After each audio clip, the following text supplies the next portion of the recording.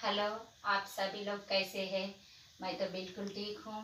आप सभी लोगों को हिंदी ऑनलाइन क्लास के लिए स्वागत है। आज हम एक सुंदर सा कविता के बारे में जानेंगे और कविता गाना के रूप में गाएंगे और कविता का भाव और उसके शब्दार्थ के बारे में भी मैं हिंदी में समझाती हूँ और इसका भाव तेलुगु में भी मैं आप सभी लोगों को अच्छी तरह एक्सप्लेन करती हूँ। चलो अब हम कविता के बारे में जानेंगे। पार्ट 1, हम होंगे कामयाब। इसका अर्थ తెలుగు में మేము ఒకానొక రోజు తప్పకుండా విజయాన్ని సాధిస్తాము. ఇక్కడ ఏదైతే మనం చిత్రాన్ని చూస్తున్నామో ఈ చిత్రము ప్రపంచ పటములాగా మనకు అనిపిస్తుంది. ఎందుకంటే ఈ చిత్రంలో ఎన్నో దేశాలకు సంబంధించిన వాళ్ళలాగా మనకు ఇక్కడ చిత్రం అనేది కనిపిస్తుంది. ఇక్కడ మొదటి క్వశ్చన్ ఏముంది? చిత్రమే క్యా క్యా దిఖాయి దే రహా హై.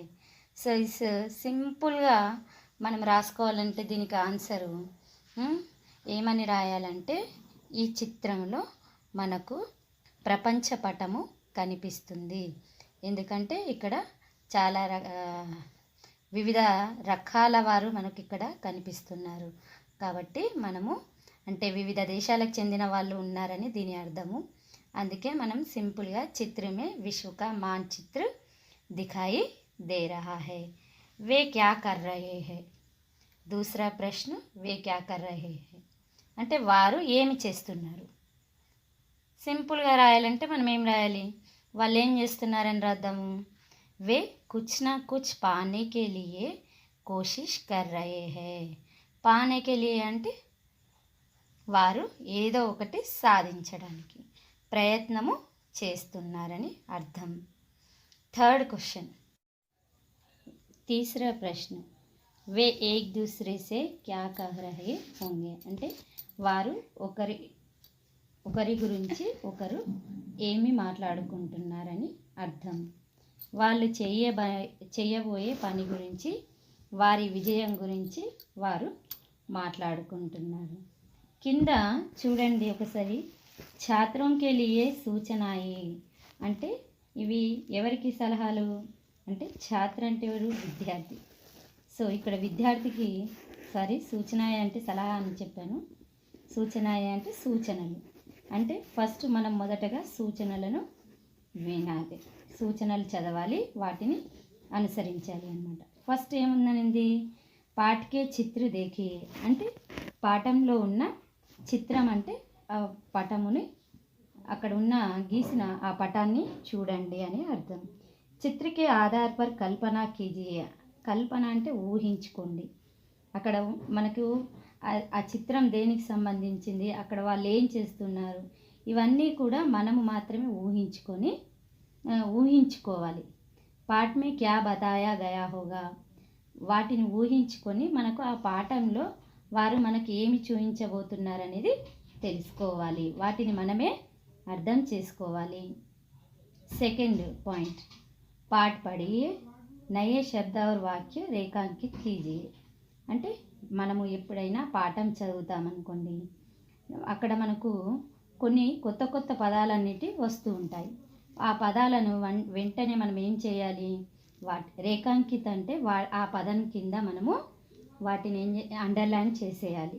అండర్లైన్ చేయడం వలన అప్పుడు అంటే చదివేటప్పుడు కాకపోయినా తర్వాత అయినా మనం అది ఎవరికైనా అడిగి ఆ అర్థం గురించి మనము తెలుసుకోవాలి.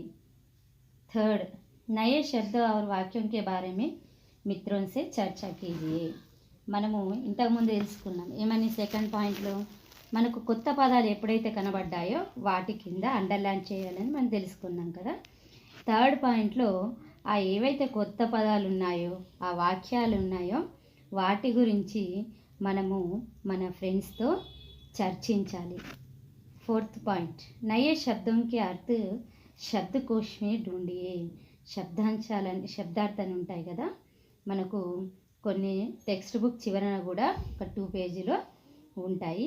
వాటిని చూసి అప్పుడు మనకు శబ్దానికి అర్థం తెలియకపోతే అక్కడ మనం వెతుక్కుంటే ఆ శబ్దానికి అర్థం అనేది మనకు లభిస్తుంది అనమాట. దాన్ని చూసుకొని ఆ శబ్దాన్ని అర్థం చేసుకొని వాటికి వాక్యాలు రాయడం అనేది కొంచెం ప్రయత్నం చేస్తూ ఉండాలి. हम होंगे कामयाब यह कविता पाठ है.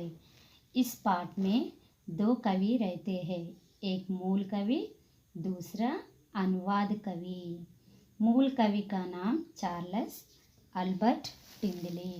इनका जीवन काल 1851 से 1933 तक. इनकी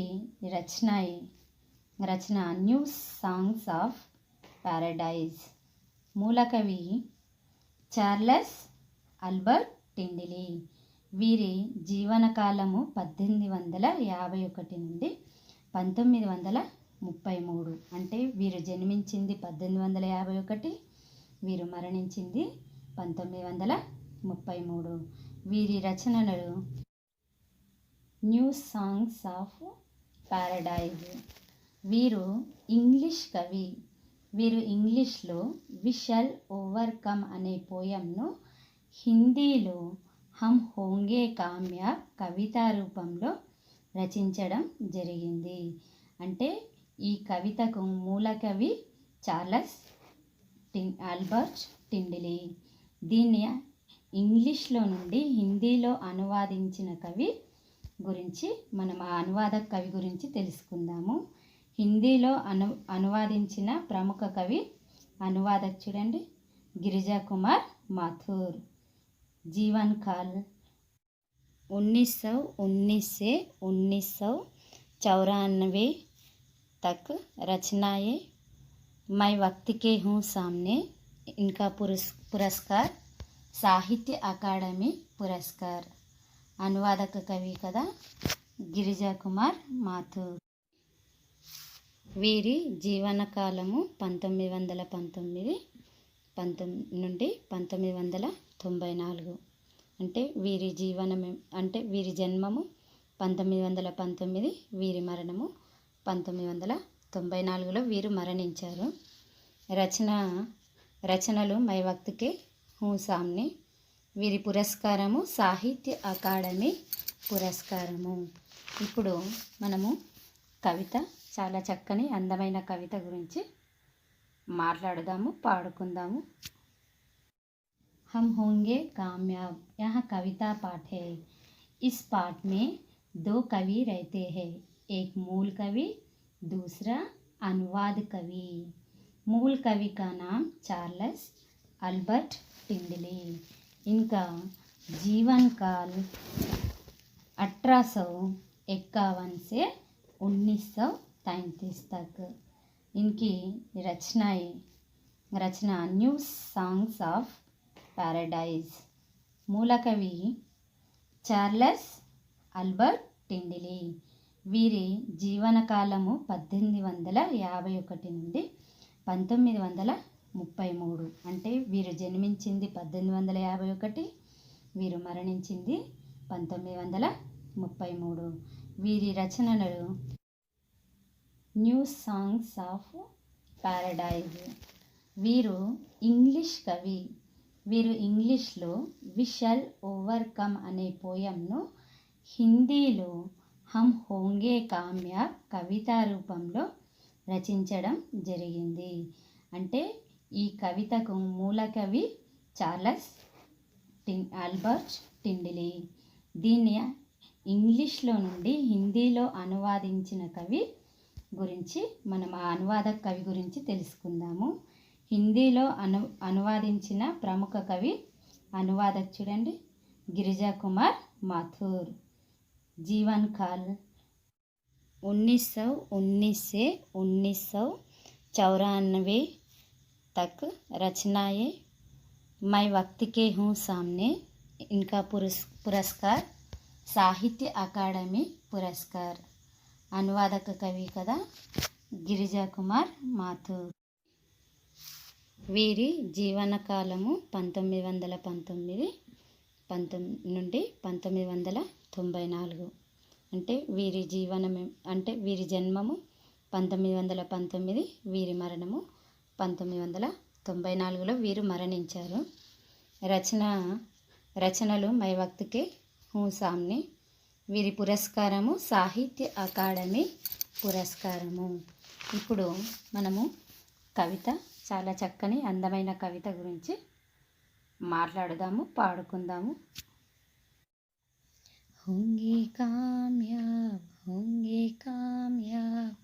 हम होंगे कामयाब एक दिन.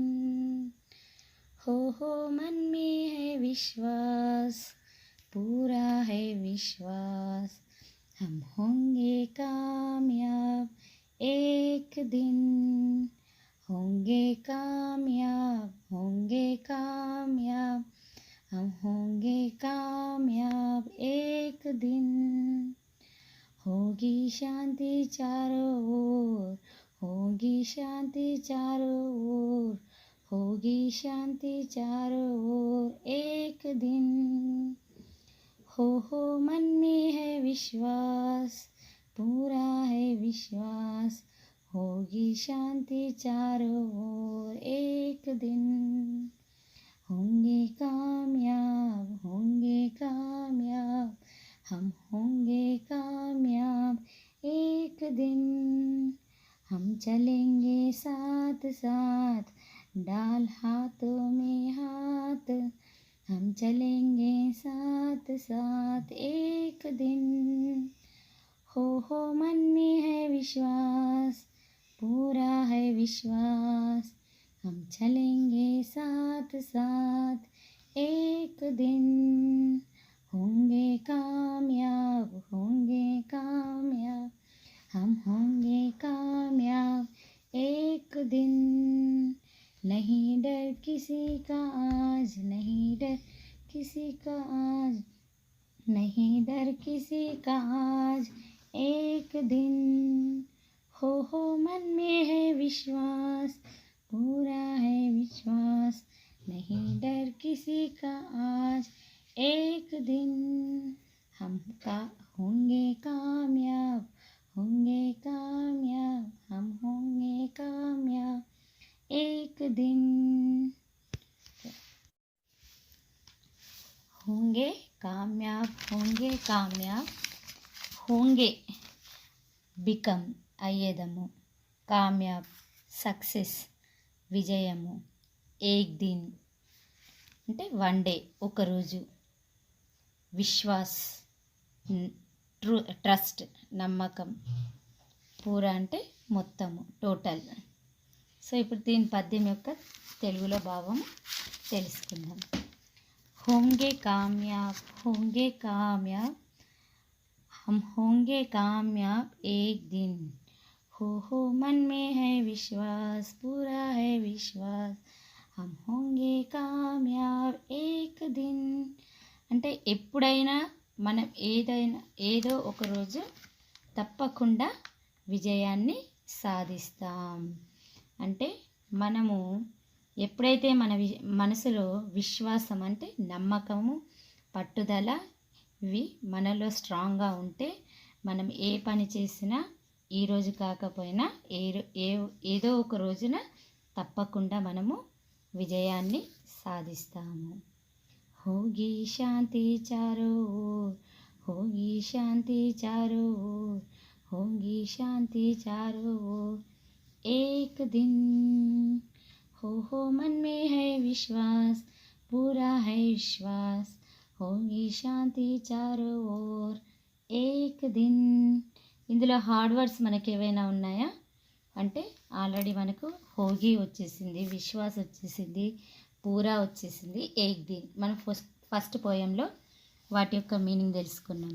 సెకండ్ పోయంలో మనకు కొత్తగా ఏ వర్డ్స్ ఉన్నాయి, ఒకటి శాంత్ పీస్, శాంతి. చారో ఓవర్ అంటే 4 సైడ్స్, 4 దిక్కులు, 4 దిశలు.